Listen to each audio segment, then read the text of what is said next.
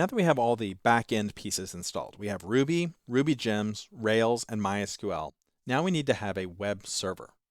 Now, of course, we need a web server when we're in production, right? When we put this out there on the internet for people to access, they're going to come with their browser, they're going to type in a URL, and it's going to connect to our web server to return a request to them. And that web server will then in turn talk to our Rails application to figure out what it ought to return.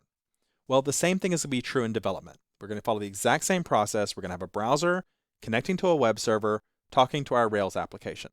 So the question is, which server do we choose for our development environment? Let's look at the main choices. There's Apache, either version 1 or 2. There's a lot to recommend Apache. It's the most popular web server out there. Secondly, it ships with macOS 10, so you already have it installed. In fact, if you go to System Preferences, pick Sharing, and then turn on Web Sharing, you'll be turning on Apache, so that Apache will then be listening for web requests and returning web pages. In my PHP tutorials, that's what we use to be able to return PHP pages. There's also a piece of software for Apache called Passenger, which is referred to sometimes as Mod Rails, and that's an Apache module which allows Apache to talk to Rails so that we have an interface between Apache and Rails. That's definitely a great combination, and I would say that probably the vast majority of Rails-driven websites out there in production are using Apache 2 with Passenger. But there's some other choices we should look at. There's Nginx. Nginx is a new competitor to Apache. It's very popular, gaining quickly in popularity, has a lot of the same features that Apache has, which is that it has a lot of features, lots of configuration options.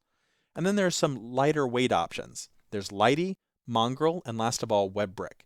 And when I say lighter weight, what I mean is they don't have all of the features. They don't necessarily have the same robustness that Apache and Nginx have, but they do have more speed. And that's what they do. They really try and focus on speed. Leave out the features, focus on the speed.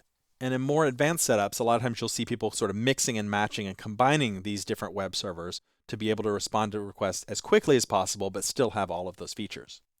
So I want to focus on that last one there, WebBrick. This is probably one that you've never heard of. WebBrick is a very, very simple web server that ships with Rails. So when we did the Rails installation, we also installed WebBrick at the same time. Now I've tried many of these web servers, both in production and for development, and I recommend that you stick with WebBrick. It's pre-installed, pre-configured to use it. It's just right there waiting for you to use. And it's just a very, very simple web server that just does one thing and does it well. Takes your browser request, talks to your Rails application, returns the results. So because it's that easy and there's no configuration involved, that's definitely what we want to start with for this essential training. It's just to use the one that's built in. But I wanted you to know about these others, to know that you can certainly try them. You can try them both for your development environment or for your production environment. But we're going to be sticking with the built-in WebBrick.